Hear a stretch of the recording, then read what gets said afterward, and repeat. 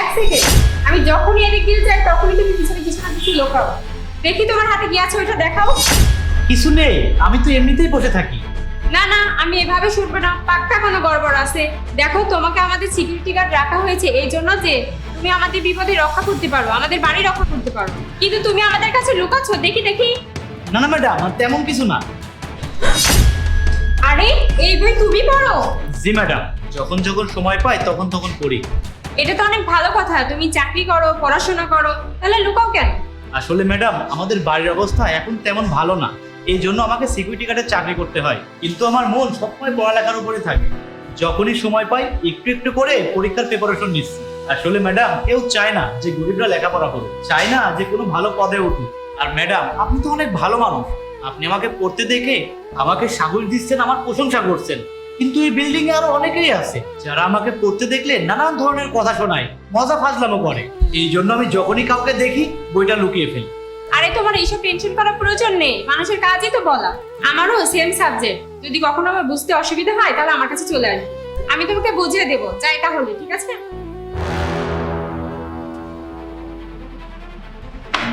আরে, এটা তো ম্যাডামের গাড়ির চাবি মনে হচ্ছে, ভুল করে ফেলে দিয়েছে। যাই, গিয়ে দিয়ে আসি।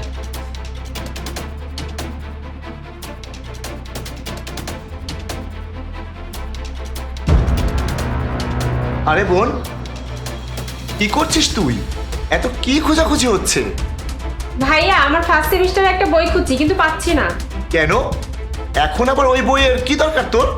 আমার জন্য না, আমাদের বিল্ডিং এ সিকিউরিটি গার্ড আছে না, তার জন্য। ও যখনই সময় পায় লুকিয়ে লুকিয়ে পড়াশোনা করে, ওর পড়াশোনা করার অনেক ইচ্ছা, তো এই বইয়ের ওর খুব প্রয়োজন।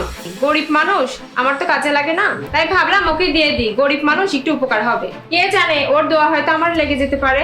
কি? ও গরিব হয়ে লেখাপড়া করুক আর যাই করুক, তাতে তোর কি? আরে, ও আমাদের বিল্ডিং এর সিকিউরিটি গার্ড, ও গার্ড হয়ে লেখাপড়া করে, তাহলে ডিউটি করে কখন? আমাকে তো ওর বিরুদ্ধে একটা অ্যাকশন নিতে হবে।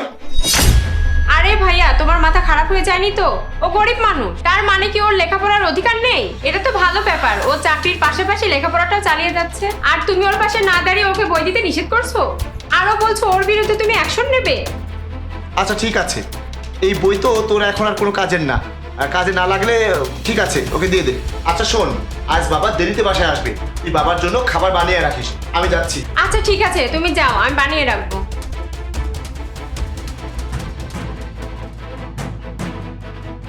আরে তুমি তুমি এখানে কখন এলে? কি করতে এসেছো? আসলে ম্যাডাম, আপনি নিচে আপনার গাড়ির চাবিটা ফেলে রেখে এসেছেন, এটাই আপনাকে ফিরিয়ে দিতে এসেছিলাম। ও, আমার তো খেয়ালই ছিল না, ধন্যবাদ তোমাকে দিতে আসার জন্য। হারিয়ে গেলে না জানি কত প্রবলেম হতো। আচ্ছা শোনো, আমি তোমার জন্য আমার ফার্স্ট সেমিস্টারের বইগুলো বের করে রেখে, এটা তুমি নিয়ে যাও। না না ম্যাডাম, এর কোনো প্রয়োজন নেই, আমার কাছে যেটা আছে আমি সেটা দিয়ে পড়ে নেব। প্রয়োজন নেই মানে? আমি জানি এটা তোমার প্রয়োজন, নিয়ে যাও বলছি। না না ম্যাডাম, আমি যদি আপনার এই বইটা নিয়ে যাই তাহলে আপনার ভাই আপনার উপরে রাগারাগি করবেন। আমি আপনার ভাইয়ের সব কথা শুনেছি, আর উনি তো ঠিকই বলেছেন, আমাদের মতো গরিব মানুষদের আপনাদের মতো বড়লোকদের কাছে কোনো অস্তিত্বই নেই। তাই বলছি ম্যাডাম, আপনার এই বই আপনার কাছেই রাখুন। আর আপনার ভাই তো ঠিকই বলেছেন। আরে, আমার ভাইয়ের কথা শুনে তুমি এসব বলছো? আরে, ওর কথা বাদ দাও। আরে, তুমি তো জানো না, তুমি এখানে আমাদের কাছে সততার সাথে পরিশ্রমের সাথে কাজ করো, আবার এত মন দিয়ে পড়াশোনা করে পরিবারের পাশে দাঁড়াতে চাও। আমার ভাইয়া তো জানে না এইসব, আমার ভাইয়া মনে করছে তুমি একটা ফাউল ছেলে। আমি তোমাকে ফালতু ফালতু সাহায্য করছি, এই জন্য ভাইয়া এই কথা মনে করেছে, আর আমি ফালতু ফালতু তোমাকে সাহায্য করছি, এজন্য ভাইয়া এই কথা বলেছে। আর তুমি তোমার লেখাপড়ায় ফোকাস করো, বাইরের ওইসব কথা কান দিও না। আর তুমি এটা রেখে দাও, ভাইয়া টেনশন করতে হবে না। ভাইয়া যদি রাগ করেও আমি দেখে নেব, এই নাও। Thank you so much madam.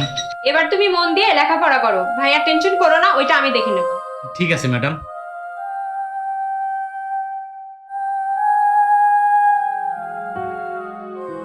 এসো ভাই, এসো এসো, হ্যাঁ বসো। ইতি, কি হয়েছে ভাইয়া? দেখ কে এসেছে, তুই একে চিনতে পেরেছিস তো? না, কে এটা? আসসালামু আলাইকুম ম্যাডাম। আরে ইতি, এটা তো আমাদের বিল্ডিং এর সেই সিকিউরিটি গার্ড, তুই যাকে পড়ালেখা করতে সাহায্য করতিস। ও আচ্ছা, এবার মনে পড়েছে, একে তো চেনাই যাচ্ছে না, গেটআপ সেটা চেঞ্জ করে ফেলেছে। বাই দ্য ওয়ে, কেমন আছো তুমি? চাকরি পেয়েছো? আরে চাকরি কি বলিস তুই, অনেক বড় কোম্পানিতে সিএম এর পদে জব পেয়েছে। বাহ, অনেক ভালো ব্যাপার তো। এই সবটাই হয়েছে শুধুমাত্র আপনার জন্য। মনে আছে আপনার, আপনি আমাকে লেখাপড়ায় কত সাহায্য করতেন, আর তখন তো আমার কাছে বই কেনার টাকাও ছিল না, আর সে সময় আপনি আপনার বই আমাকে পড়ার জন্য দিতেন। না না, আমাকে ধন্যবাদ বলার কোনো প্রয়োজন নেই। তোমার এই পজিশনে তুমি নিজের পরিশ্রম দিয়ে এসেছো। আরে হ্যাঁ ভাই, তুমি আমাকে মাফ করে দিও। আমি না জেনে বুঝে ওই দিন তোমাকে অনেক কথা শুনিয়েছিলাম, কিন্তু তখন আমার বোন তোমাকে সাহায্য করে এটা দেখিয়ে দিয়েছে সবার উপরে মনুষ্যত্ব। আরে ইতি, দাঁড়িয়ে কি দেখছিস? রাস্তার ব্যবস্থা কর যা।